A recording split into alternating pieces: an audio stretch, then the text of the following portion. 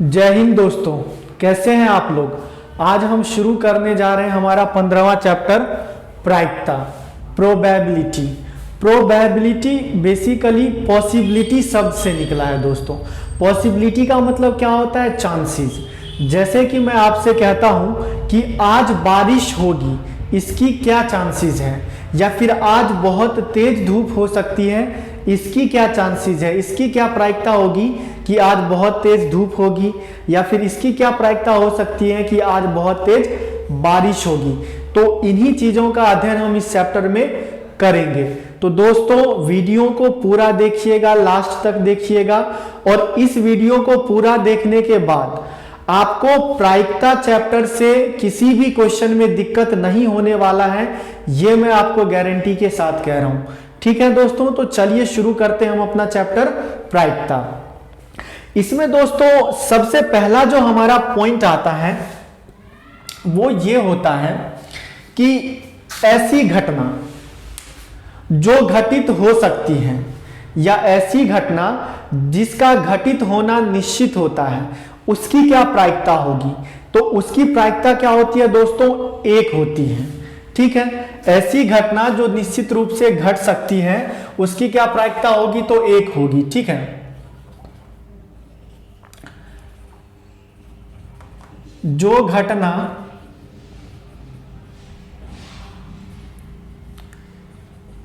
निश्चित रूप से घटेगी,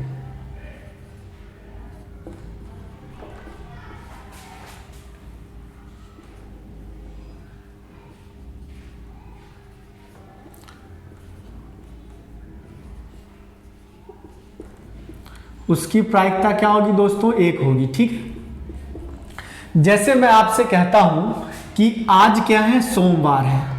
मान लीजिए कि आज सोमवार है। अब इसकी क्या प्रायिकता होगी कि कल मंगलवार होगी। दोस्तों आज सोमवार है, इसकी क्या प्रायिकता होगी कि कल मंगलवार होगी। तो आज सोमवार है तो यह निश्चित है कि कल मंगलवार ही होगी। ठीक है दोस्तों, और जो घटना निश्चित रूप से घटेगी, जो घटना निश्चित रूप से घटेगी, उसकी प्रायिकता क्या होगी दोस्तों? तो उसकी प्रायिकता एक होगी। यानी कि आज सोमवार है तो इसकी क्या प्रायिकता होगी कि कल मंगलवार होगी। तो इसकी प्रायिकता क्या होगी दोस्तों? एक होगी। इसी प्रकार से मैं बोलता हूं कि आज जो है दोस्तों 8 अगस्त 2021 है, तो इसकी क्या प्रायिकता होगी कि कल 9 अगस्त होगी। तो हम कहेंगे इसकी प्रायिकता क्या होगी दोस्तों? तो इसकी प्रायिकता एक होगी। क्यों? क्योंकि यदि आज 8 तारीख है तो कल क्या हो जाएगा? 9। यानी कि यह घटना निश्चित घटना है निश्चित रूप से, तो इसकी प्रायिकता क्या होगी दोस्तों? एक होगी। इसी प्रकार से मैं एक और एग्जांपल दे देता हूं। मैं आपको बोलता हूं कि यदि ये जनवरी का महीना है, यदि ये जनवरी का महीना है, इसकी क्या प्रायिकता होगी कि नेक्स्ट मंथ फरवरी होगी। ठीक है दोस्तों, अभी जनवरी का महीना चल रहा है मान लीजिए, तो इसकी क्या प्रायिकता होगी कि अगली मंथ जो है फरवरी की होगी। नेक्स्ट मंथ कौन सा होगा? फरवरी का होगा। तो हम क्या कह सकते हैं दोस्तों? इसकी प्रायिकता क्या होगी? एक होगी। तो इसी के साथ हमारा कॉन्सेप्ट क्लियर होता है कि जो घटना निश्चित रूप से घटेगी, उसकी प्रायिकता क्या होने वाली है दोस्तों? तो उसकी प्रायिकता होगी एक। हमारा अगला की पॉइंट है दोस्तों कि जो घटना नहीं घटेगी, जो घटना घटित नहीं हो सकती, उसकी प्रायिकता कितनी होगी दोस्तों? तो उसकी प्रायिकता होगी 0, 0। जो घटना नहीं घटित होगी,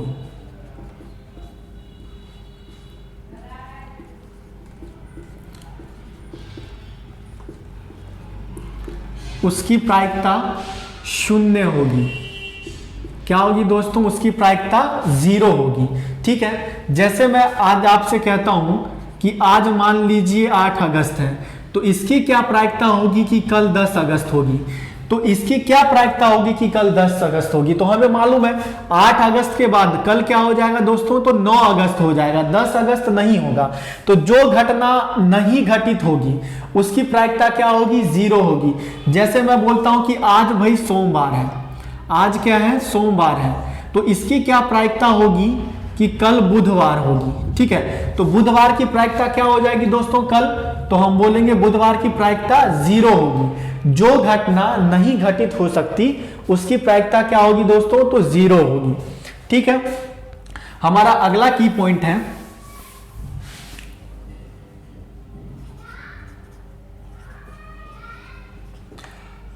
प्रायिकता का मान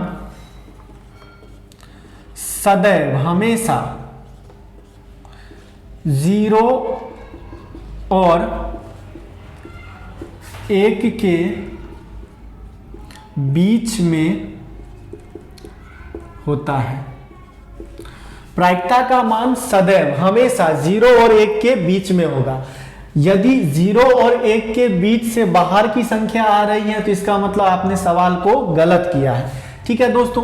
जैसे मैं आपको एग्जांपल देता हूं कि क्या दो प्रायिकता हो सकता है, तो हम बोलेंगे नहीं, प्रायिकता का मान 2 बिल्कुल नहीं हो सकता। मैं आपसे बोलता हूं कि 2.4 प्रायिकता का मान होगा, बिल्कुल नहीं हो सकता। मैं आपसे बोलता हूं कि -3 क्या ये प्रायिकता का मान हो सकता है, तो बिल्कुल नहीं हो सकता।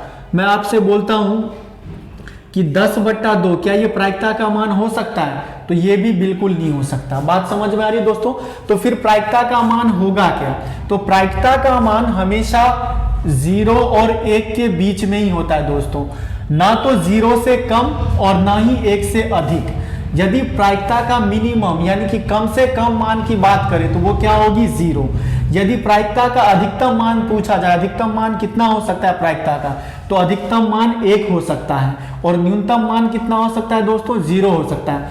अब प्रायिकता में हमारे पास आंसर्स कैसे आएंगे दोस्तों, तो इस प्रकार से 0.4, 0.567, 0.897, तो इस टाइप से आएंगे। मतलब 0 और 1 के बीच में ही, 0 और 1 के बीच में हमेशा ही हमारे प्रायिकता का मान आता है, ठीक है दोस्तों। हमारे पास अगला कॉन्सेप्ट है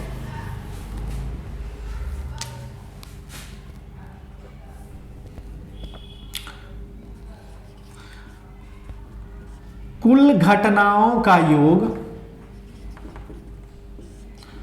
कुल घटनाओं का योग 1 होता है। दोस्तों इसमें क्या होता है कि हम ऑब्जर्वेशन करते हैं और हमारे पास जितने भी ऑब्जर्वेशंस होते हैं, जितने भी हमारे पास ऑब्जर्वेशन होते हैं, जितने भी हमारे पास परिमाण होते हैं, उन सबको यदि हम जोड़ेंगे तो हमारा आंसर कितना आ जाएगा दोस्तों, 1 आ जाएगा। इस कॉन्सेप्ट को हम क्वेश्चन के माध्यम से और अच्छी तरीके से समझेंगे, ठीक है दोस्तों। तो बेसिकली ये 4 मोस्ट इंपॉर्टेंट पॉइंट है इस चैप्टर से। क्लियर है दोस्तों। चलिए अब हम आगे बढ़ते हैं। अब आगे हमारे पास क्वेश्चन ज्यादातर कहां से पुटअप होता है दोस्तों, तो एक तो हमारे पास हो गया सिक्का से, है ना, सिक्का से, कॉइन से पूछा जाता है, ठीक है, कॉइन से पूछे जाते हैं। अब इसमें दोस्तों सिक्के में होता क्या है, तो एक साइड तो हेड होता है और दूसरी साइड क्या होता है दोस्तों, टेल होता है। एक साइड हेड होता है, दूसरी साइड क्या होता है, टेल होता है। अब आपसे सवाल यह पूछा जाएगा कि यदि किसी एक सिक्के को उछालते हैं तो कुल संभावित परिणाम कितने हो सकते हैं। तो दोस्तों एक सिक्के को यदि हम उछालेंगे तो या तो हेड आएगा या फिर टेल आ जाएगा। बात समझ में आ रही है। तो इसके कुल परिणाम कितने हो जाएंगे, तो कुल संभावित परिणाम हो जाएंगे इसके 2। कुल संभावित परिणाम कितने हो जाएंगे दोस्तों, 2। यदि हम एक सिक्के को एक बार उछालते हैं या फिर किसी सिक्के को यदि हम एक बार उछालेंगे तो उसकी कुल संभावित परिणाम कितने हो जाएंगे दोस्तों, 2 हो जाएंगे, ठीक है। या तो हेड आएगा या फिर दूसरा क्या आएगा दोस्तों, टेल आएगा। या तो हेड आ सकता है या फिर क्या आएगा, टेल आएगा, ठीक है। इसी प्रकार से आपसे यह भी क्वेश्चन पूछा जा सकता है कि यदि किसी सिक्के को हम 2 बार उछालें। दोस्तों इसमें सवाल इस टाइप से आते हैं कि यदि किसी एक सिक्के को हम 2 बार उछालें या फिर 2 सिक्कों को 1 बार उछालें। बात एक ही है दोस्तों, कंफ्यूज नहीं होना है आपको। यदि हम एक सिक्के को 2 बार उछाल ले या फिर 2 सिक्कों को हम एक साथ उछाल ले, बात एक ही है, ठीक है दोस्तों। तो यदि किसी सिक्के को हम 2 बार उछालते हैं तो कुल संभावित परिणाम कितने हो जाएंगे दोस्तों? तो कुल संभावित परिणाम हमारे पास कितने हो जाएंगे? 4 हो जाएंगे, ठीक है। 4 कैसे हो जाएंगे? यदि एक पे हेड आ रहा है तो दूसरे पे टेल आ जाएगा, ठीक है दोस्तों। एक तो ये हमारे पास हो गया। दूसरा क्या हो सकता है? दोनों पे हेड हेड आ जाए, या फिर पहले वाले पे टेल आ जाए और दूसरे वाले पे हेड आ जाए, या फिर अगले में क्या हो सकता है कि दोनों पे टेल आ जाए, ठीक है दोस्तों। तो इस प्रकार से जो है हम कर सकते हैं क्वेश्चंस को। इसके आगे और आपसे पूछा जाता है कि यदि हम 3 सिक्कों को एक साथ उछाले या फिर एक सिक्के को 3 बार उछाले तो कुल संभावित परिणाम क्या हो जाएगा? तो दोस्तों यहाँ पे बहुत सारे बच्चों का जवाब आ जाता है कि 6 होगा। तो 6 नहीं होगा, 6 गलत आंसर है दोस्तों। होता क्या है दोस्तों कि इसको निकालने का एक हमारे पास तरीका होता है कि भाई जब हम एक सिक्के को यदि हम एक बार उछालेंगे, एक सिक्के को एक बार उछालेंगे तो कुल संभावित परिणाम कितने होंगे? तो एक सिक्के को एक बार उछालते हैं तो हमारे पास कुल संभावित परिणाम कितने होते हैं? 2 होते हैं। या तो हेड आएगा या फिर क्या आएगा? टेल। तो 2 की घात यदि हम 1 करेंगे तो 2 आ जाएगा। इसी प्रकार से यदि हम 2 सिक्के को एक बार उछाले, ठीक है, या फिर एक सिक्के को यदि हम 2 बार उछाले तो एक सिक्के में कुल संभावित परिणाम कितने होते हैं? तो 2 होते हैं। और इसको हमें कितने बार उछालने हैं? तो 2 बार, उसकी घात 2 कर देंगे, ठीक है। तो हमारे पास आंसर क्या हो जाएगा? 2 का स्क्वायर। 2 का स्क्वायर क्या होता है? 2 गुणे 2 बराबर में 4। तो यदि हम 2 सिक्कों को एक साथ उछालते हैं या फिर एक सिक्के को 2 बार उछालेंगे तो कुल संभावित परिणाम कितने हो जाएंगे दोस्तों? 4 हो जाएंगे। इसी प्रकार से यदि हम क्या करें, एक सिक्के में कुल संभावित परिणाम फिर से वही 2 होते हैं। इसको यदि हम कितनी बार उछाले? 3 बार, तो उसकी घात हम 3 कर देंगे। तो 2 की घात 3 का मतलब क्या होता है दोस्तों? 2 दूनी 4, 4 दूनी 8।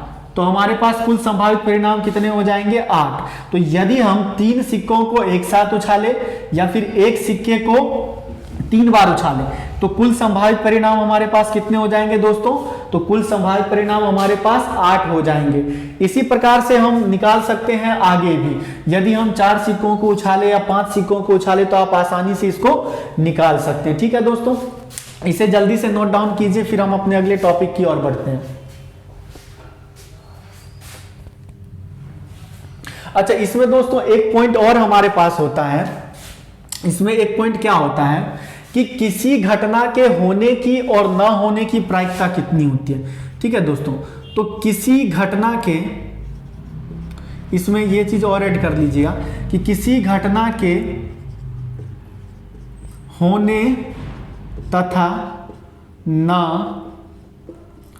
होने की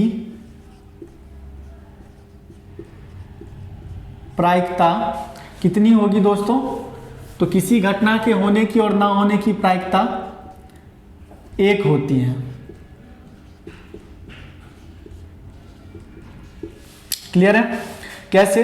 किसी घटना के होने की प्रायिकता कितनी हो जाएगी? तो होने की प्रायिकता तो हमें मालूम है 1 होगी, और ना होने की प्रायिकता कितनी होगी? तो ना होने की प्रायिकता 0। यदि 1 में 0 को जोड़ते हैं तो हमारा आंसर क्या आता है दोस्तों? 1 आता है, ठीक है। तो किसी घटना के होने तथा ना होने की प्रायिकता क्या होगी? तो 1 होगी। इन 5 पॉइंट्स को आप अच्छी तरीके से माइंड में रखिएगा, यहां से MCQs भी बन सकते हैं, ठीक है। चलिए इसे जल्दी से नोट डाउन कीजिए, फिर हम बढ़ते हैं अपने अगले टॉपिक की ओर।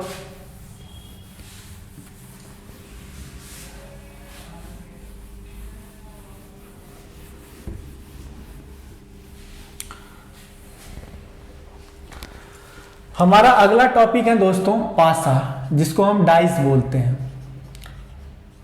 पासा, ठीक है दोस्तों, डाइस, पासा। पासे में क्या होता है दोस्तों कि आपने देखे होंगे जनरली आप लोग जैसे लूडो वगैरह खेलते हैं तो उस पासे में 1 से लेकर के 6 तक के अंक जो है अंकित होते हैं। 1 2 3 4 5 6, ठीक है दोस्तों। तो अब यहां से सवाल कैसे बनते हैं वो देखते हैं हम जरा। सबसे पहले तो आप कुल संभावित परिणाम को देखने की कोशिश करेंगे। कुल संभावित परिणाम,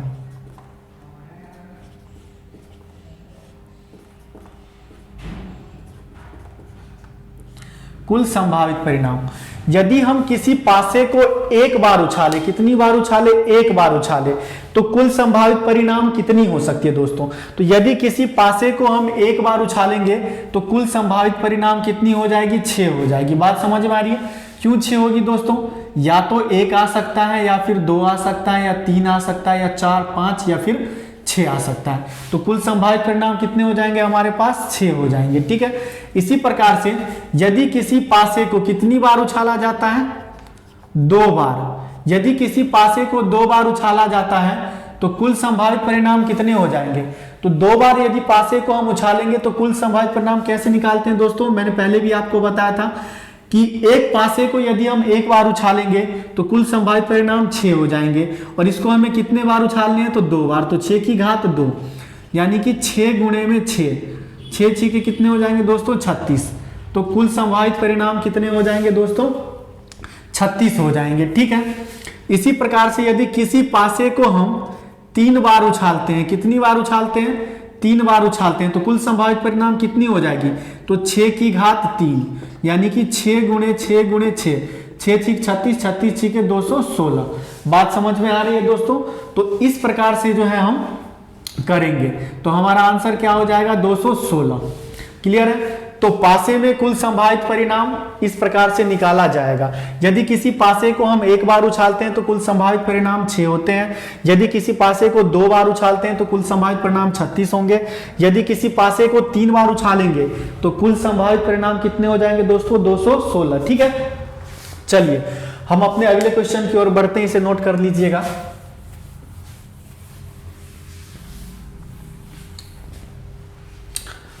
हमारे पास अगला क्वेश्चन का टाइप आता है, कुछ इस प्रकार से क्वेश्चन आपसे पूछ दिए जाते हैं कि भाई एक थैले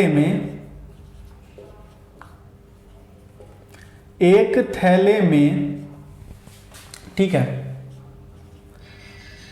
5 लाल कंचे तथा 4 हरे और 3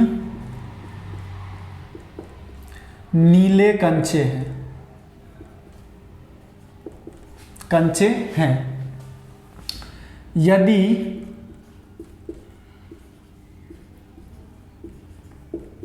इसमें से एक कंचे को यादृच्छया यानी कि रैंडमली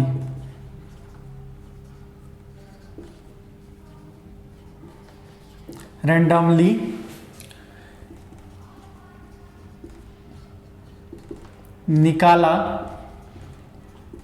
जाता है तो निम्न की क्या प्रायिकता होगी?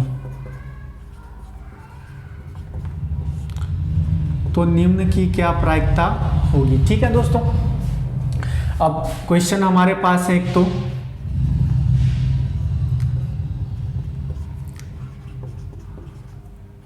लाल आने की, सेकंड हमारे पास हो जाएगा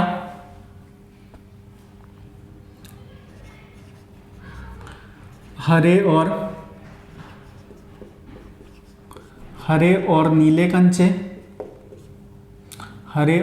कंचे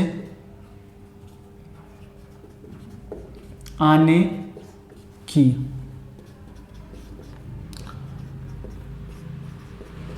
लाल और नीले ना आने की। ठीक है दोस्तों, हमारे पास 3 क्वेश्चन है इससे कि एक तो लाल कंचे आने की प्रायिकता क्या होगी, दूसरा हरे और नीले कंचे आने की प्रायिकता क्या होगी, और तीसरा लाल और नीले कंचे ना आने की प्रायिकता क्या होगी। ठीक है दोस्तों। चलिए अब प्रायिकता का फॉर्मूला हमारे पास क्या होता है दोस्तों, हम लिखते हैं यहाँ पे कि प्रायिकता बराबर में क्या होता है। तो प्रायिकता बराबर में क्या होता है दोस्तों, अनुकूल परिणामों की संख्या। क्या लिखेंगे यहाँ पर? अनुकूल अनुकूल परिणामों की संख्या बट्टे में क्या हो जाएगा, कुल संभावित परिणाम।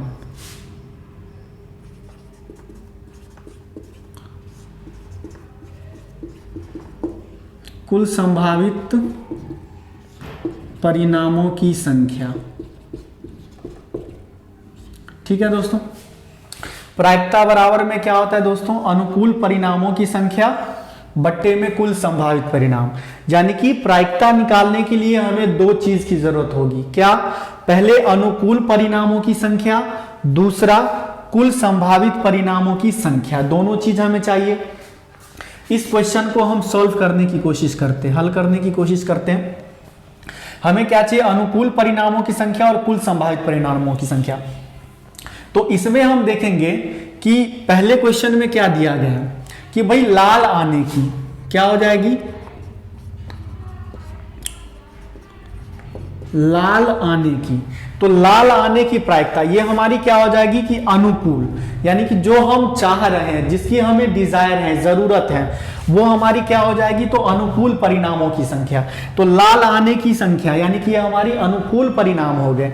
तो लाल कंचे किसमें हमारे पास 5 हैं, इसमें लाल कंचे कितने हैं, तो 5 हैं। तो हम यहां पे लिखेंगे क्या कि अनुकूल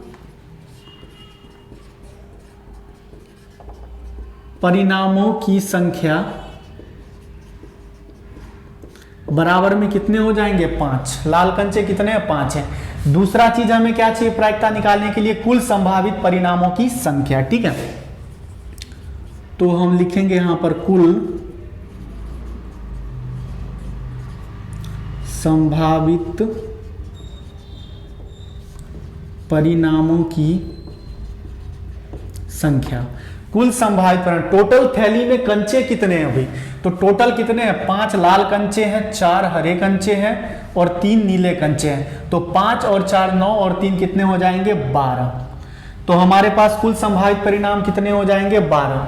तो हमारा आंसर क्या हो जाएगा दोस्तों, तो हमारा आंसर हो जाएगा, फॉर्मूला हम बिठाएंगे कि प्रायिकता बराबर में क्या होता है, अनुकूल परिणामों की संख्या बट्टे में कुल संभावित परिणाम। तो हम यहां पे लिखेंगे कि प्रायिकता बराबर में क्या हो जाएगा, अनुकूल परिणामों की संख्या। अनुकूल परिणाम कितने हमारे पास, 5 है, तो लिखेंगे 5। क्लियर है, कुल संभावित परिणामों की संख्या। कुल संभावित परिणाम हमारे पास कितने हो जाएंगे, तो 12 हो जाएंगे। तो हमारा आंसर क्या आ गया दोस्तों, 12 आ गया। ठीक है दोस्तों, इसी प्रकार से हम पार्ट 2 के लिए करेंगे। पार्ट 2 में क्या बोला गया है कि हरे और नीले कंचे आने की, हरे और नीले कंचे आने की। तो हमें क्या चाहिए दोस्तों, अनुकूल परिणामों की संख्या चाहिए और कुल संभावित परिणाम। तो कुल संभावित परिणाम तो हमने निकाल दिया भाई, कुल संभावित परिणाम हमारे पास 12 है। अब अनुकूल परिणाम चेंज होते हैं, तो अनुकूल परिणामों की संख्या, हमें अनुकूल परिणाम चाहिए और डिजायर हमारे पास क्या है कि या तो हरे कंचे आ जाए और लाल कंचे आ जाए। ठीक है, तो हम यहां पे लिखेंगे अनुकूल परिणामों की संख्या, या फिर अनुकूल परिणाम मैं लिख देता हूं यहां पे शॉर्ट में। ठीक है, अनुकूल परिणाम, अनुकूल परिणाम, हरे कंचे भी चाहिए हमें और नीले कंचे भी चाहिए। तो हरे कंचे कितने, 4 हैं और नीले कंचे कितने, 3 हैं। तो अनुकूल परिणाम कितने हो जाएंगे दोस्तों, 7 हो जाएंगे। ठीक है, तो प्रायिकता क्या हो जाएगा हमारे पास, तो प्रायिकता बराबर क्या होता है, अनुकूल परिणामों की संख्या 7 हो गया, बट्टे में कुल संभावित परिणामों की संख्या तो 12 हो गया। तो हमारा आंसर क्या हो जाएगा दोस्तों, 7/12। इसी प्रकार से हम तीसरा पार्ट करते हैं। तीसरे में देखो क्या बोला इन्होंने कि लाल और नीले ना आने की। भाई ना तो हमें लाल चाहिए और ना ही हमें नीले कंचे चाहिए। बात समझ में आ रही है। तो लाल कंचे कितने हैं, 5 हैं और नीले कंचे कितने हैं, 3 हैं। ना तो हमें लाल कंचा चाहिए और ना ही हमें नीला कंचा चाहिए। तो फिर हमें चाहिए क्या, तो हमें चाहिए केवल और केवल हरा कंचा। तो सवाल इस टाइप से भी कंफ्यूज करने के लिए पूछ दिया जाता है। ये डायरेक्ट हरा ना लिख करके बोलेगा कि ना तो हमें लाल चाहिए और ना ही हमें नीले चाहिए। तो ना हमें लाल चाहिए और ना ही हमें नीले चाहिए, तो हमें चाहिए क्या, हरे कंचे। ठीक है, तो अनुकूल परिणाम कितने हो जाएंगे इसमें, तो हम लिखेंगे यहाँ पे अनुकूल परिणामों की संख्या, या फिर अनुकूल परिणाम बराबर में कितने हो जाएंगे दोस्तों, 4 हो जाएंगे। अनुकूल परिणाम यदि हमारा 4 होगा तो हमारे पास प्रायिकता क्या होगा, P क्या हो जाएगा। तो प्रायिकता हमारे पास होगा अनुकूल परिणामों की संख्या मतलब 4, कुल संभावित परिणाम 12, अनुकूल परिणामों की संख्या बट्टे में कुल संभावित परिणाम। ठीक, 4 एकम 4, 4 तिये 12, तो हमारे पास प्रायिकता का आंसर क्या आ जाएगा, 1/3। ठीक है दोस्तों। अच्छा, मैंने आपको चौथे पॉइंट में एक चीज समझाया था कि किसी एक घटना में, ठीक है, जितने भी प्रेक्षण होते हैं उन सब का योग कितना होता है, तो 1 होता है। यदि आप इसको 5/12, 7/12 और 1/3 यदि आप इसको जोड़ते हो तो आपके पास टोटल आंसर क्या आ जाएगा दोस्तों, 1 हो जाएगा। ठीक है, चलिए इसे जल्दी से नोट डाउन कीजिए, फिर हम अपने अगले कॉन्सेप्ट की ओर बढ़ेंगे।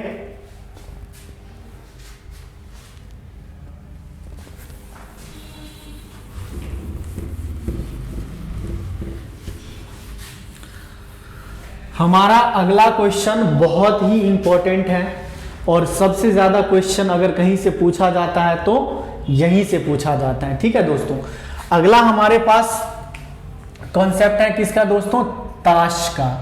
किसका, ताश का। ताश को हम इंग्लिश में क्या बोलते हैं, कार्ड्स बोलते हैं, कार्ड्स का दोस्तों, ताश का। ठीक है, क्लियर है। तो अब यहां पर ध्यान दीजिएगा कि ताश में टोटल कितने पत्ते होते हैं, तो ताश में टोटल कितने पत्ते होते हैं, 52। ताश में टोटल कितने पत्ते होते हैं, तो बोलोगे सर ताश में टोटल 52 पत्ते होते हैं। कुल पत्तों की संख्या कितनी हो जाएगी ताश में, तो 52 हो जाएगी। आज मैं आप लोगों को ताश खेलना सिखा ही दूंगा। ठीक है, देखिएगा जरा ध्यान से इसे। अब 52 पत्तों को कैसे डिवाइड किया गया है दोस्तों, तो एक हमारे पास होता है ईंट। क्या होता है दोस्तों, ईंट। ईंट के कितने पत्ते हमारे पास होते हैं, 13 पत्ते होते हैं। ईंट का सिंबल कैसा होता है, तो कुछ इस टाइप से आपको दिखेगा ईंट का सिंबल। ठीक है दोस्तों, इसी प्रकार से हमारा अगला कौन सा होता है दोस्तों, तो लाल पान। कौन सा होता है, लाल पान। लाल पान के कितने पत्ते होते हैं, तो 13 पत्ते होते हैं। लाल पान का सिंबल बिल्कुल हार्ट की तरह बना हुआ होता है, कुछ इस टाइप से। ठीक है दोस्तों, इसी प्रकार से हमारा अगला पत्ता है काला पान। अगला पत्ता क्या होता है दोस्तों, काला पान। काला पान में कितने पत्ते होते हैं, इसमें भी 13 होते हैं और काला पान का सिंबल कुछ इस टाइप से होता है। मेरी ड्राइंग तो माशाअल्लाह है, क्या बताएं आपको, क्लियर है। और अगला हमारे पास होता है दोस्तों चीड़ी का। किसका होता है, चीड़ी का। चीड़ी के पत्ते।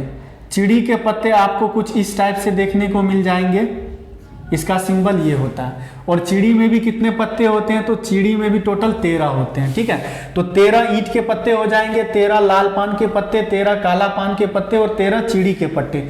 तो 13, 26, 39, 52। बात समझ में आ रही है दोस्तों। तो टोटल हमारे पास कार्ड्स की संख्या कितनी होती है, 52 होती है, जिसमें 13 हमारे पास ईंट के होते हैं, 13 हमारे पास लाल पान के पत्ते होते हैं, 13 चीड़ी के पत्ते होते हैं और 13 काला पान के पत्ते होते हैं। अब इसमें क्या होता है दोस्तों कि जो ईंट है और ये हमारे पास लाल पान है, इन दोनों का रंग कैसा होता है, तो इन दोनों का रंग कैसा होता है, लाल। यदि आपसे पूछा जाए कि लाल रंग के पत्ते कितने होंगे, तो आप बोलोगे सर 13 इसके हो जाएंगे और 13 इसके हो जाएंगे। तो टोटल पत्ते कितने हो जाएंगे, 26। तो लाल रंग के कितने पत्ते हो जाएंगे, 26। ठीक, अगला हमारे पास कौन सा होता है दोस्तों, तो काला पान और चीड़ी। ये किस रंग के होते हैं, तो दोस्तों ये काले रंग के होते हैं। किस रंग के होते हैं, काले रंग के होते हैं। और काले रंग के कितने पत्ते हो जाएंगे, तो 13 काला पान के और 13 चीड़ी के, टोटल 26। तो हम कहेंगे क्या कि सर इसमें लाल रंग के 26 पत्ते होते हैं और काले रंग के भी 26 पत्ते ही होते हैं, 26 और 26 52। अब इसमें देखते हैं दोस्तों कि पत्ते कौन कौन से होते हैं। ठीक है, तो देखिएगा आप सब में जैसे मैं लिखता हूं यहां पर के, बादशाह। के को हम क्या बोलते हैं दोस्तों, बादशाह, किंग। ठीक, अब एक बादशाह ईंट का होगा, एक बादशाह लाल पान का होगा, एक बादशाह काला पान का और एक बादशाह चीड़ी का। तो टोटल बादशाह आपके पास कितने हो जाएंगे, तो बोलोगे सर टोटल बादशाह हमारे पास 4 हो जाएंगे। चार कौन कौन से बादशाह हो जाएंगे? ईंट के बादशाह, लाल पान के बादशाह, काला पान के बादशाह और चिड़ी के बादशाह। ठीक है दोस्तों, इसी प्रकार से आपसे यह भी पूछा जा सकता है कि लाल रंग के कितने बादशाह होंगे? तो लाल रंग के दो बादशाह होते हैं, ईंट का बादशाह और लाल पान का बादशाह। इसी प्रकार से काले रंग के कितने बादशाह होते हैं? तो काले रंग के भी दो बादशाह हो जाएंगे, काला पान का बादशाह और चिड़ी का बादशाह। तो जितने भी पत्ते होते हैं दो दो होते हैं दोनों रंग के। ठीक है, इसी प्रकार से देखो हमारे पास क्या होता है? क्यू से हम किसको डिनोट करते हैं? बेगम को, क्वीन को। ठीक है, इसके भी कितने पत्ते हो जाएंगे? चार, एक इसमें, एक इसमें, एक इसमें और एक इसमें। ठीक है, इसी प्रकार से अगला हमारे पास होता है गुलाम, जिसको जे से डिनोट करते हैं, जे से दर्शाते हैं। ठीक, KQJ। इसी प्रकार से देखिएगा आप, 10 आ जाता है, 9 आ जाता है, 8, 7, 6, 5, 4, 3, 2 और एक की जगह पे क्या रहता है? एक ना लिख करके इक्का रहता है, ए लिखा हुआ रहता है। ठीक है दोस्तों, और ये सभी पत्ते कितने होते हैं? तो 4-4 पत्ते होते हैं। सभी पत्ते कितने हो जाएंगे? ये सभी पत्ते 4-4 हो जाएंगे, तो 13 चौके 52 पत्ते टोटल हमारे हो जाते हैं। अब इसमें एक कॉन्सेप्ट हमारे पास यहां से ये बनता है कि ये जो बादशाह होता है और बेगम और गुलाम, बादशाह, बेगम और गुलाम, ठीक, इन पे चित्र बने हुए होते हैं।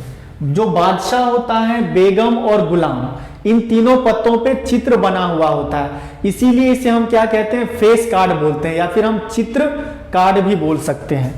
तो इसे हम क्या कहेंगे? फेस कार्ड, यानी कि इस पे चित्र बने होते हैं, इसीलिए हम क्या कहेंगे? इसे फेस कार्ड। ठीक है, और फेस कार्ड की संख्या टोटल कितनी हो जाएगी? तो फेस कार्ड की टोटल संख्या हमारे पास हो जाएगी 12 हो जाएगी टोटल हमारे पास फेस कार्ड। बोलोगे सर 12 कैसे? तो देखो भाई, बादशाह, बेगम और गुलाम, 3 इसमें फेस कार्ड है, 3 इसमें है, 3 इसमें है और 3 इसमें होंगे, तो 3 चौके कितने हो गए? 12। तो फेस कार्ड की संख्या कितनी हो जाएगी? 12 हो जाएगी। ठीक है दोस्तों, अगर टास्क से क्वेश्चन आता है तो इससे बाहर नहीं पूछा जाएगा। जितना मैंने कॉन्सेप्ट आपको करवाया है इतने में से ही पूछा जाएगा ताश में से, कि ताश में टोटल पत्तों की संख्या 52 होती है। इसको हमने 4 पार्ट्स में डिवाइड किया गया है। ईंट के 13 पत्ते होते हैं, लाल पान के 13 होते हैं, काला पान के 13 और चिड़ी के भी 13 पत्ते होते हैं। ठीक है दोस्तों, ईंट और लाल पान ये दोनों लाल रंग के होते हैं, और इन दोनों को मिलाकर के लाल रंग के कितने पत्ते हो जाएंगे? 26। इसी प्रकार से काला पान और चिड़ी, काला पान और चिड़ी के पत्ते काले रंग के होते हैं, इसीलिए इसमें 26 पत्ते पाए जाएंगे। ठीक है दोस्तों, और पत्ते हमारे पास कौन कौन से होते हैं? तो के को हम किससे डिनोट करते हैं? बादशाह, क्यू हमारे पास बेगम और जे हमारे पास गुलाम, और सबके पास एक एक बादशाह, एक एक बेगम और एक एक गुलाम होते हैं। ठीक है, बादशाह, बेगम और गुलाम पर, ठीक है, चित्र बने हुए होते हैं, और चित्र बने हुए होने के कारण इन्हें हम फेस कार्ड कहते हैं। ठीक है दोस्तों, तो कुल फेस कार्ड की यदि आपसे संख्या पूछा जाए तो कुल फेस कार्ड आपके पास कितने हो जाएंगे दोस्तों? 12 कुल फेस कार्ड हमारे पास कितने हो जाएंगे? 12 हो जाएंगे। ठीक, इसी के साथ प्रायिकता में इससे ज्यादा आप लोगों को नहीं पूछा जाएगा एग्जाम में। ठीक है, मुझे उम्मीद है कि ये सारी कॉन्सेप्ट आप लोगों को अच्छी तरीके से समझ में आ गई है। ठीक है दोस्तों, मिलते हैं अगली वीडियो में, तब तक के लिए धन्यवाद।